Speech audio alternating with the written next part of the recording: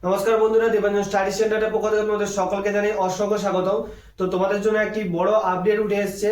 তোমাদের post office GDS নতুন নিয়োগ, তোমাদের শিডিউল 2 তোমাদের কবে নাগাদ নিয়োগ হতে পারে এবং তোমাদের কত ভ্যাকেন্সি আসছে, তো সমস্ত কিছু ডিটেলস তোমাদের এই ভিডিওর মাধ্যমে জানাবো। তাই প্রথম থেকে ভিডিওটি স্কিপ না করে দেখতে থাকো। এবং তোমাদের জানিয়ে দিই, অনেকেই তোমরা ওয়েট করে আছো যে শিডিউল 2 ভ্যাকেন্সি তোমাদের কবে নাগাদ আসতে পারে, সেটা তোমরা একবার সম্পূর্ণ ভিডিওটা দেখে নাও। তাহলে তোমাদের বলি, Indian post office GDS 2026 schedule 2, এটা কিন্তু শিডিউল 2 ভ্যাকেন্সি, ঠিক আছে।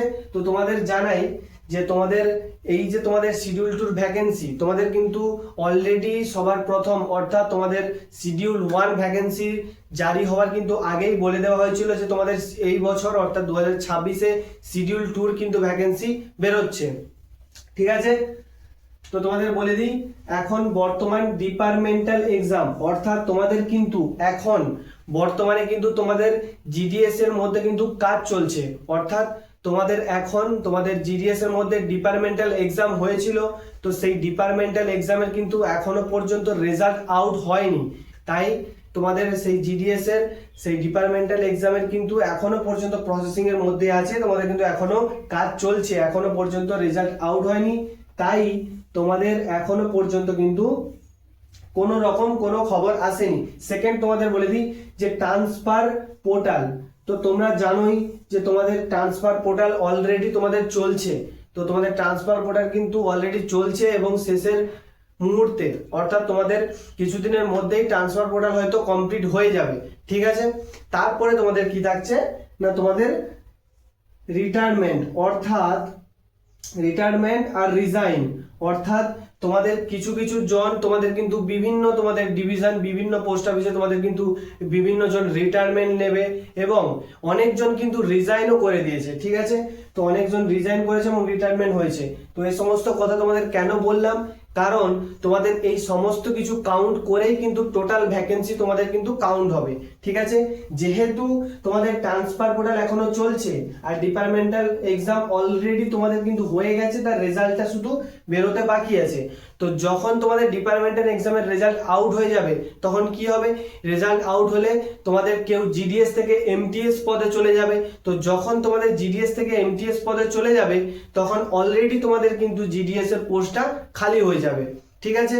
তো এই দিক দিয়ে তোমাদের কিন্তু একটা সিট খালি হবে। এবং দ্বিতীয় নম্বর, তোমাদের ট্রান্সফার পোর্টাল যখন যেহেতু চলছে এবং কিছুদিনের মধ্যেই কমপ্লিট হয়ে যাবে, তাই তোমাদের এখানটায় কিন্তু যারা যারা ট্রান্সফার নিয়ে নেবে তার পোস্ট অর্থাৎ তার যে পোস্টটা থাকবে সেখানটায় কিন্তু অলরেডি খালি হয়ে যাবে। তাই এখানটায় তোমাদের কিছু পোস্ট কিন্তু বেরিয়ে যাবে।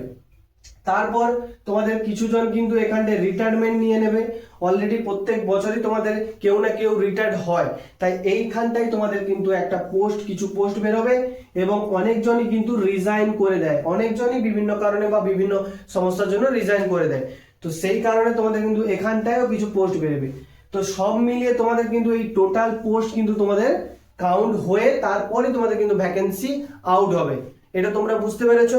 তারপরে বলে দিই, তোমাদের যখন তোমাদের ভ্যাকেন্সি কাউন্ট হবে, তখন সর্বপ্রথম তোমাদের কিন্তু ডিভিশন ওয়াইজ হবে, অর্থাৎ সর্বপ্রথম তোমাদের ডিভিশন সেটাই তোমাদের কিন্তু কাউন্ট হবে। তারপরে তোমাদের কোথায় সার্কেলে যাবে, ঠিক আছে। প্রথমবার ডিভিশনে কাউন্ট হবে, তারপরে সার্কেলে যাবে, সেখানটায় তোমাদের এসপি এমজি অর্থাৎ বা অফিসে তোমাদের কিন্তু সেখানটায় পৌঁছে যাবে এবং তারপরেই কিন্তু তোমাদের নোটিফিকেশন আউট হবে এবং তারপরেই ভ্যাকেন্সি কিন্তু বেরোবে, ঠিক আছে। তো তোমাদের জানিয়ে দিই যে তোমাদের টোটাল পোস্ট কত থাকছে, কত পোস্ট নাগাদ তোমাদের কিন্তু নিয়োগ হতে চলেছে। তো তোমরা ধরেই রাখো তোমাদের টোটাল পোস্ট কিন্তু তোমাদের 30,000 প্লাস, তোমাদের কিন্তু 30,000 প্লাস টোটাল পোস্টে তোমাদের শিডিউল 2-তে কিন্তু নিয়োগ হতে চলেছে। কারণ তোমাদের কিন্তু পোস্ট অফিস অর্থাৎ তোমাদের মন্ত্রী অলরেডি জানিয়ে দিয়েছিল যে তোমাদের কিন্তু আরো কিছু পোস্ট অফিস তোমাদের বাড়ানো হচ্ছে এবং তোমাদের এই যে তোমরা যারা পোস্ট অফিসের যারা হচ্ছে এবিপিএম বা বিপিএম আছো, তোমরা কিন্তু এত ভালো অর্থাৎ সবাইকে এত ভালো সার্ভিস দিয়ে থাকো, এই কারণে তোমাদের বিপুল পরিমাণে অলরেডি তোমাদের লোক লাগবে। তার বাদেও তোমাদের কিন্তু যেহেতু পোস্ট অফিস বাড়ানো হচ্ছে, সেখানটায়ও তোমাদের কিন্তু বিপুল পরিমাণে অর্থাৎ তোমাদের কর্মী লাগবে। তার জন্য কিন্তু তোমাদের এখানটায় বিপুল পরিমাণে তোমাদের নিয়োগ হবে। এই শিডিউল 2-তে তোমাদের কিন্তু প্রায় 30,000 প্লাস কিন্তু নিয়োগ হতে চলেছে, ঠিক আছে। এবং তোমাদের জানিয়ে দিই যে তোমাদের কিন্তু অর্থাৎ তোমাদের শিডিউল 2 থেকে একটা কিন্তু তোমাদের নিয়ম লাগু হতে কিন্তু চলেছে।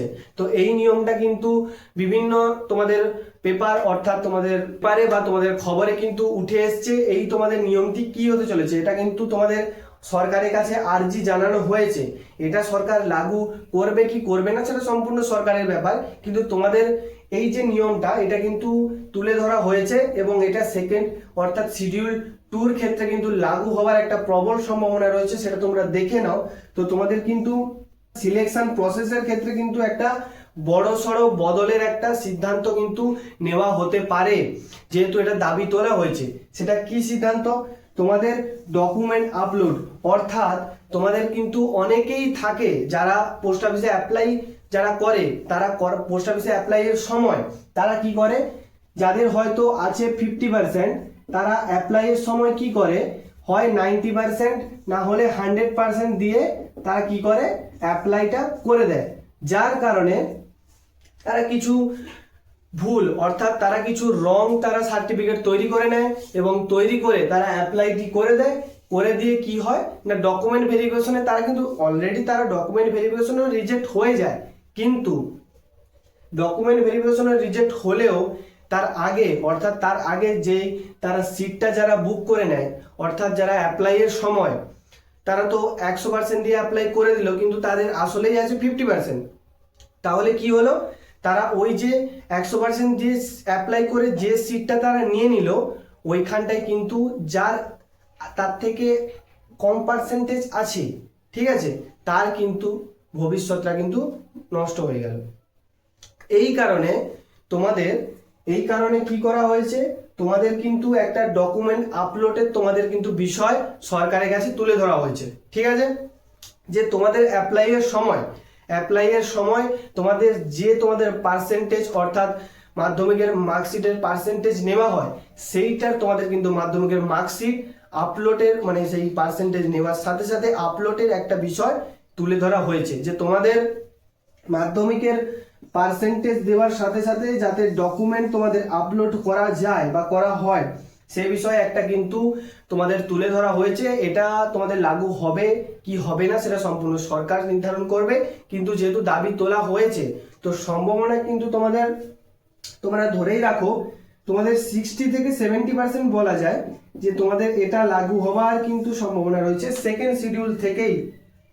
তাই তোমরা কিন্তু অবশ্যই, হ্যাঁ তোমাদের এটা বলে দিই, তোমাদের কিন্তু সেকেন্ড ভ্যাকেন্সি অর্থাৎ সেকেন্ড শিডিউলে ভ্যাকেন্সি কবে আসতে চলেছে তোমাদের জানিয়ে দিই, 30শে জুলাইয়ের মধ্যে। তো তোমাদের 30শে জুলাই অর্থাৎ এই মাসেই তোমাদের শেষের মধ্যে কিন্তু একটা ভালো খবর তোমাদের জন্য আসতে চলেছে। এখনো পর্যন্ত তোমাদের কিন্তু নতুন ভ্যাকেন্সি অর্থাৎ শিডিউল 2 ভ্যাকেন্সির জন্য কিন্তু আবেদন তোমাদের শুরু অর্থাৎ কাজ কিন্তু তোমাদের শুরু হয়নি, ঠিক আছে।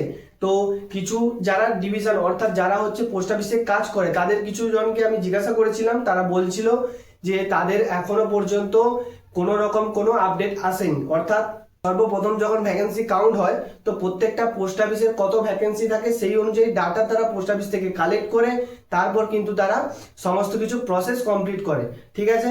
তো সেখান থেকে কিন্তু এরকম ধরনের কোনো ভ্যাকেন্সি নিয়ে আপডেট উঠে আসেনি। তো যখনই উঠে আসবে তোমাদের অতি অবশ্যই জানাবো।